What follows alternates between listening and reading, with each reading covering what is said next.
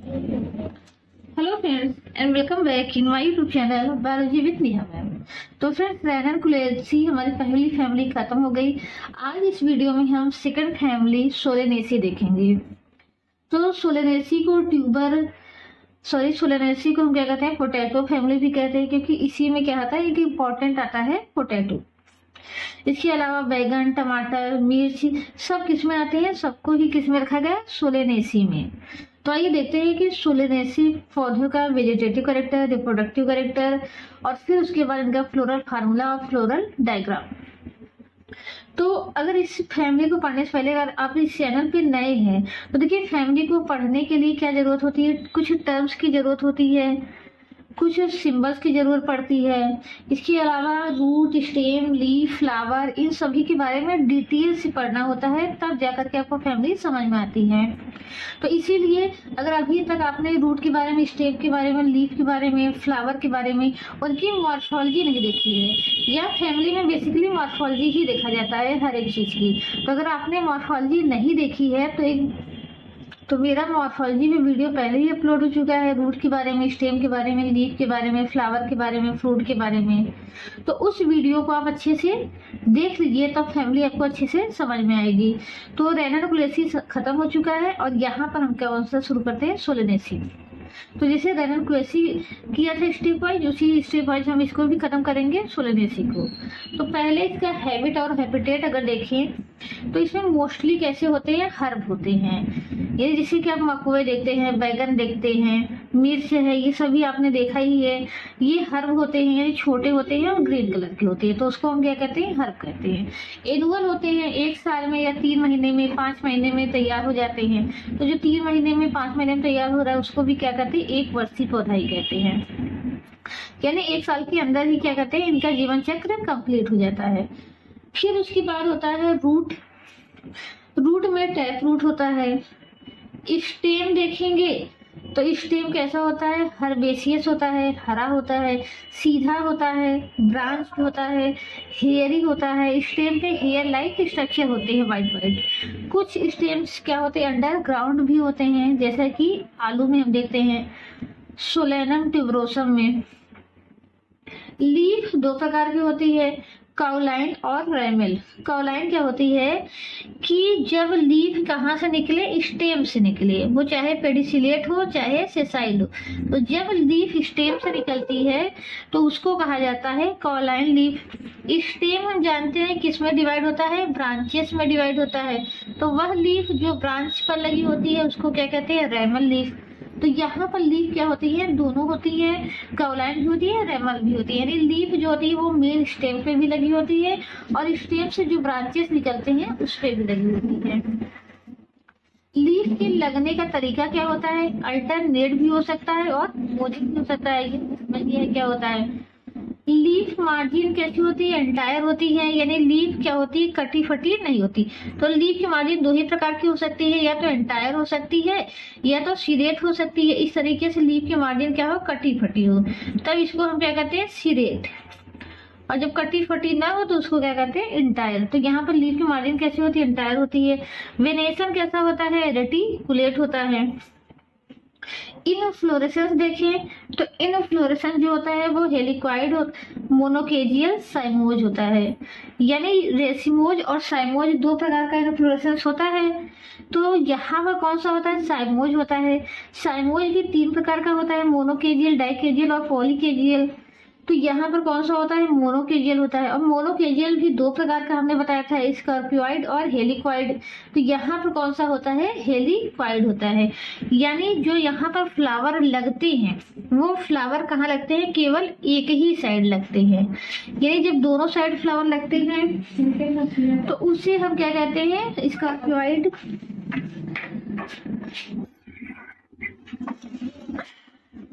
तो अगर इन्फ्लोरेसेंस का वीडियो आपने अच्छे से देखा होगा तो ये पॉइंट आपको अच्छे से समझ में आ रहा होगा।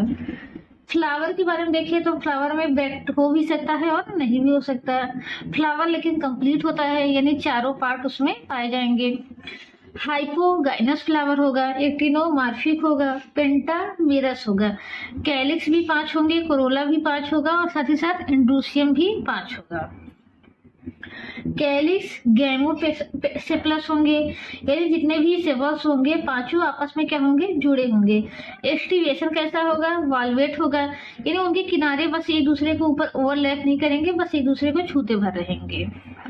परसिस्टेंस विथ फ्रूट, यानी जो कैलिक्स होते हैं, इसके पहले जो हमने फैमिली देखी थे कैलिक्स कैसे होते थे, कैडुकस होते थे, यानी क्या होता था कुछ समय बाद झड़ जाते थे। लेकिन यहाँ पर कैलिक्स जो है वो फ्लावर फल में बदल जाएगा, तो भी कैलिक्स क्या होते हैं, लगे रहते हैं, जैसे कि बैगन में हमने देखा है। कोरोला गैमोपेटलस होते हैं, यानी जितने भी कोरोला होंगे पांचों यानी पेटल्स जो होंगे, पांचों पेटल्स आपस में जुड़े होंगे। ये ट्यूबुलर होता है और फनेल शेप होता है, यानी जो इनका शेप होता है वो आपस में जुड़ करके ट्यूब की तरह या फनेल की तरह एक शेप बना लेते हैं। यानी जो शेप हो जाता है कैसा हो जाता है, ट्यूबुलर या फनेल शेप्ड हो जाता है। तो देखिए फैमिली में क्या करना है, याद करना ज्यादा चीजें हैं। एक बार हर चीज को पहले अलग से हमने समझ लिया था कि हाइपोगाइनस का मतलब क्या है, एक्टिनोमार्फिक का क्या मतलब है। अब हर फैमिली में ये चीजें याद रखनी है, लेकिन इसमें देखिए हर एक चीज याद नहीं रखनी है। जैसे यहाँ पर ये याद ही रखना है थोड़ा सा कि जो सोलेनेसी फैमिली है उसमें मोस्टली कैसे होते हैं, हर्ब होते हैं। और रूट के बारे में इतना नहीं याद रखना है।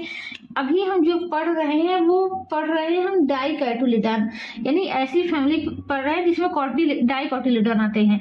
तो जो डाइकोटिलीडन होते हैं उसमें क्या होता है, टैप रूट ही होता है। तो अलग से किसी भी फैमिली का नहीं याद रखना है। ये आपको याद रखना है कि मोनोकोटिलीडन कौन सी फैमिली है और कौन सी फैमिली है जिनमें डाइकोटिलीडन प्लांट को इंक्लूड किया गया है। तो जो डाइकोटिलीडन यानी द्विबीजपत्री होते हैं सभी में क्या होता है, टैप रूट ही होता है। तो ये पॉइंट नहीं याद रखना है। इसके अलावा कौन सी फैमिली है जिसमें स्टेम क्या होते हैं, अंडरग्राउंड होते हैं, तो ये चीजें याद रखनी है। अंडरग्राउंड स्टेम किसमें पाया जाता है। उसके बाद रेटिकुलेट, एंटायर, ये सब यहाँ पर इतना इम्पोर्टेंट नहीं है। यहाँ पर इन्फ्लोरेसेंस याद रखना है कि इन्फ्लोरेसेंस कौन सा होता है इसमें। इसके अलावा फ्लावर कैसा होता है, हाइपोगाइनस, इपीगाइनस, पेरिगाइनस, ये हर फैमिली में आपको याद रखना है। इसके अलावा एक्टिनोमार्फिक, जाइगोमार्फिक, ये भी नहीं याद रखना है। पेंटामेरस है, ये याद रखना है।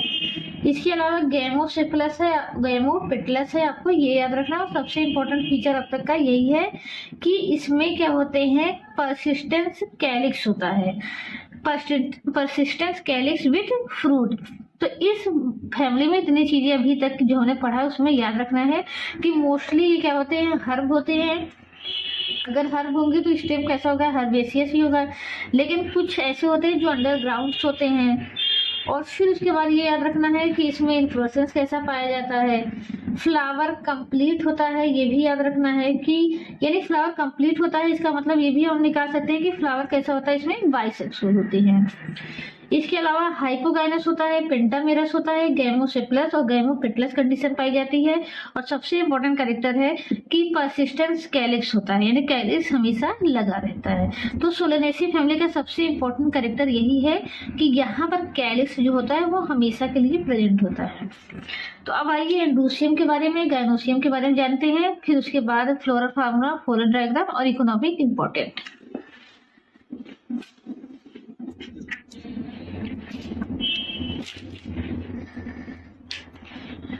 तो अगर एंड्रोसियम देखें तो इसमें एंड्रोसियम भी कितना होता है, 5 स्टेमन का बना होता है। पॉली एंड्रस होता है, पॉली मतलब कि सभी स्टेमन क्या होते हैं, फ्री होते हैं, आपस में जुड़े नहीं होते। ईपी पेटलस कंडीशन यहाँ पर पाई जाती है, यानी जो स्टेमन होते हैं वो किससे जुड़े होते हैं, पेटल्स से जुड़े होते हैं। यहाँ एक इम्पोर्टेंट चीज है कि डाइनेमस कंडीशन पाई जाती है। तो जब हमने स्टेमन बताया रहे थे तो हमने बताया था कि स्टेमन को कई बेसिस पर हम क्लासिफाई कर सकते हैं। तो जब एक कंडीशन हमने बताई थी कि टेट्राडाइनेमस कंडीशन और डाइडाइनेमस कंडीशन। कौन सी कंडीशन होती है इसमें, डाइथीकस कंडीशन पाई जाती है। डाइथीकस का मतलब क्या होता है कि जो एंथर होते हैं, एंथर में 2 लोब्स होते हैं, एक इस तरीके से इसको बनाते हैं, यानी स्टेमन में 2 लोब्स होते हैं। और एक लोब के अंदर जब इसका काट कर देखते हैं तो 2 चैम्बर पाए जाते हैं। तो इस तरीके से इसके अंदर 4 स्पोरेंजिया पाई जाती है, जिसके बारे में हम आगे डिस्कस करेंगे जब हम एम्ब्रियोलॉजी पढ़ेंगे। इसके अलावा स्टेमन कैसे होते हैं, इंड्रोस होते हैं। स्टेमन का मुख किस तरफ से है, यानी जैसे हम जानते हैं कि फ्लावर होता है, बीच में क्या होते हैं, कार्पेल होते हैं। और कार्पेल पे सबसे ऊपर वाला भाग क्या कहा जाता है, स्टिग्मा कहा जाता है। तो अगर स्टेमन का जो मुख है वो किधर की तरफ है, स्टिग्मा की तरफ है, तो इसको कहा जाता है इंट्रोस, यानी जब एंथर फटेगा तो सभी स्टेमन कहाँ पर गिरेंगे, स्टिग्मा पर गिरेंगे, तो इसको कहा जाता है इंट्रोस कंडीशन। एक दूसरी कंडीशन होती है एक्सट्रोज की, स्टेमन का जो मुख है वो फ्लावर के बाहर की तरफ है, यानी जब स्टेमन का जो एंथर है वो फटेगा तो इसके जो अंदर के पराग कण है, पॉलन ग्रेन है, वो कहाँ गिरेंगे, बाहर की तरफ गिरेंगे। तो इंट्रोस कंडीशन जो होती है वो सही होती है, क्योंकि इससे क्या होता है, स्वपरागण होने के चांस ज्यादा रहते हैं। और अगर एक्सट्रोज कंडीशन है तो वहां पर क्या होता है, पर परागण होने के चांस ज्यादा रहते हैं, कि इसका पॉलन ग्रेन जा करके किसी दूसरे फ्लावर को पॉलिनेट करेगा। गाइनोसियम देखें तो गाइनोसियम में क्या होता है, दो कार्पेल होते हैं और दोनों कार्पेल आपस में फ्यूज कर जाते हैं, तो इसको कहा जाता है बाई कार्पेलरी सिनकार्पस कंडीशन। और यहाँ पर जो सेप्टा बनता है, हमने बताया था जब दो कार्पेल जहाँ पर फ्यूज करते हैं तो दोनों पर उस स्थान पर ये एक कार्पेल और ये कार्पेल जहाँ दोनों फ्यूज करेंगे, यहाँ पर क्या बन जाएगा, सेप्टा बन जाएगा। और यहाँ एक खासियत होती है, जो सेप्टा बनता है वो कैसा होता है, ऑब्लिक सेप्टा होता है। सेप्टा कैसा होता है, सीधा ना होकर के सेप्टा तिरछा होता है, ऑब्लिक होता है। और सेप्टा पर ही क्या बनता है, प्लेसेंटा बनते हैं, फिर प्लेसेंटा पे क्या लगता है, ओव्यूल लगते हैं। तो यहाँ जो प्लेसेंटा होता है वो क्या होता है, स्वेलन होता है। तो स्वेलन प्लेसेंटा किसका करेक्टर है, सोलनेसी फैमिली का। यहाँ का जो इसका जो प्लेसेंटा होगा वो कैसा होगा, स्वेलन होगा, यानी कि इस तरीके से होगा। प्लेसेंटा काफी फूला रहेगा, गूदेदार हो जाता है। जैसे कि हम टमाटर में भी देखते हैं, टमाटर को काटते हैं तो उसका जो प्लेसेंटा होता है वो क्या होता है, काफी फूला हुआ होता है, गूदेदार हो जाता है। और उस पे क्या लगे होते हैं, फिर बीज लगे होते हैं। यानी पहले तो शुरू में क्या होते हैं, ओव्यूल होते हैं, ओव्यूल ही बाद में किस में बदल जाते हैं, बीज में बदल जाते हैं। तो शुरुआत में जो ये ओव्यूल लगे होते हैं, बीज लगे होते हैं, किससे लगे होते हैं, प्लेसेंटा से लगे होते हैं, और बाद में कहाँ आ जाते हैं, इस जो बीज, ये जो गूदेदार वाला भाग है उसमें आ जाते हैं। तो ऐसे सभी, जैसे अमरूद देखे, बैगन देखे, तो शुरुआत में जो बीज होते हैं वो प्लेसेंटा में ही लगे होते हैं, लेकिन बाद में कहाँ आ जाते हैं, गूदे में आ जाते हैं, यानी फल में आ जाते हैं। इसके अलावा फल देखिए, इसमें कैसा होता है, बेरी होता है, कुछ में कैप्सूल होता है, लेकिन मोस्टली इनमें कैसा होता है, बेरी होता है। तो यहाँ पर अगर इसका फ्लोरल फार्मूला देखें तो आप देख सकते हैं, ब्रैक्ट हो भी सकता है, इसमें नहीं भी हो सकता। फ्लावर कैसा होता है, एक्टिनोमार्फिक होता है, बाई सेक्सुअल होता है, कैलिक्स 5 होते हैं, यानी 5 सेपल्स के बने होते हैं, पांचों सेपल आपस में फ्यूज होते हैं। 5 पेटल्स भी होते हैं, पेटल्स भी आपस में फ्यूज होते हैं। एंड्रूसियम 5 स्टेमन का बना होता है, लेकिन सभी स्टेमन फ्री होते हैं, तो इसीलिए इसको हमने ब्रैकेट में नहीं किया है। गाइनोसियम 2 कार्पेल का बना होता है, दोनों कार्पेल आपस में फ्यूज होते हैं, इसीलिए 2 को लिख करके हमने ब्रैकेट कर दिया है। और ओवरी कैसी होती है, सुपीरियर होती है, क्योंकि फ्लावर कैसा है, हाइपोगाइनस है। तो फ्लावर हाइपोगाइनस होगा तो ओवरी कैसी होगी, सुपीरियर होगी। अब इसी चीज को हमने क्या किया है, फ्लोरल डायग्राम में रिप्रेजेंट किया हुआ है। तो सबसे यहाँ से शुरुआत होती है, बाइसेक्सुअल है तो इसमें मेल पार्ट भी होगा और फीमेल पार्ट भी होगा। कैलिक्स 5 होंगे और पांचों आपस में फ्यूज होंगे, 1 2 3 4 5, पांचों क्या है, आपस में फ्यूज है। कोरोला भी 5 है और पांचों भी आपस में क्या है, फ्यूज है। तो फ्यूजन को दिखाने के लिए इस तरीके का साइन प्रयोग करते हैं। तो जब पॉलीपेटलस कंडीशन होती है, यानी सेपल्स और पेटल्स फ्री होते हैं, तो वहां पर एक्टिवेशन होता है।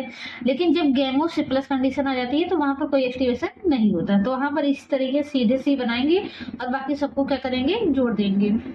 एंड्रूसियम में 5 स्टेमन है, 1 2 3 4 5। और स्टेमन किससे जुड़े हुए हैं, सभी कोरोला से जुड़े हुए हैं, यानी पेटल से जुड़े हुए हैं। तो इस तरीके से हम दिखाते हैं कि जो स्टेमन है वो किससे जुड़े हुए हैं, पेटल से जुड़े हुए हैं। गाइनोसियम में 2 कार्पेल है, तो दोनों कार्पेल होते हैं और ये कैसे होता है, एक सेप्टा बन जाता है। तो सेप्टा बनने की वजह से बाई लकुलर भी हो जाते हैं। तो ये बाई कार्पेलरी सिनकार्पस हो सकते थे। सिनकार्पस में ये मोनोकार्प, यानी इसके अंदर एक ही लोक्यूल बन सकता था अगर सेप्टा न बने, लेकिन अगर सेप्टा बन गया तो क्या हो गया, 2 लोक्यूल बन गए। तो ये बाई कार्पेलरी होता है, बाई लकुलर भी होता है, यानी 2 लोक्यूल होते हैं। तो यहाँ पर हमने दिखा 2 लोक्यूल। प्लेसेंटा कैसा होता है, स्वलन होता है। तो प्लेसेंटा क्या है, स्वलन है और उसपे क्या लगे होते हैं, बीज लगे होते हैं। तो इस तरीके से क्या होगा, ये हमारी फैमिली समाप्त होती है। अब इसका इकोनॉमिक इम्पोर्टेंट भी देख लेते हैं। तो जो निकोटीना टुबैकम है, जिससे तंबाकू बनाया जाता है, जिसकी पत्तियों से, वो किसी फैमिली का, सोलेनेसी फैमिली का। इसके अलावा सेस्ट्रम, जिसको रात की रानी कहते हैं, नाइट क्वीन कहते हैं। पेटूनिया, ये दोनों कैसे प्लांट है, ऑर्नामेंटल प्लांट है। एट्रोपा बेलाडोना एक प्लांट है जिसकी बीज से जो है वो एट्रोपिन नामक ड्रग्स निकाला जाता है, और यह एट्रोपिन जो है आंख के इलाज में प्रयोग किया जाता है, यानी आंख की पुतलियों को डायलेट करने के लिए, आंख की स्वेलिंग को ठीक करने के लिए, आंख की पुतली को डायलेट करने के लिए इस एट्रोपिन नामक केमिकल का प्रयोग किया जाता है, जो कहाँ से निकाला जाता है, एट्रोपा बेलाडोना की सीड से। इसके अलावा एक फेमस प्लांट इसमें आता है विथानिया सोमनीफेरा, ये नाम याद रखना है। अश्वगंधा इससे मिलता है, और अश्वगंधा आप जानते हैं कि एनर्जी टॉनिक के लिए भी प्रयोग किया जाता है। इसके अलावा अलग अलग दवाइयाँ बनाने में, खांसी की सिरप बनाने में भी प्रयोग किया जाता है। और इसमें जो है महत्वपूर्ण सब्जियां भी आती हैं जिनका डेली लाइफ में हम यूज करते हैं, जैसे कि सोलेनम ट्यूबरोसम, जिसको हम पोटैटो कहते हैं, सोलेनम मिलोजीना या मिलोगीना, जिसको ब्रिंजल कहते हैं, लाइकोपर्सिकम स्कुलेंटा टमाटर, इसके अलावा कैप्सिकम एनम यानी मिर्च। तो ये सभी जो वेजिटेबल्स किस में आती हैं, सोलेनेसी फैमिली में आती हैं। तो वीडियो को देखने के लिए आपका बहुत बहुत धन्यवाद। अगर वीडियो आपको पसंद आया, हेल्पफुल लगा, तो प्लीज़ लाइक कर दीजिए। Thank you so much.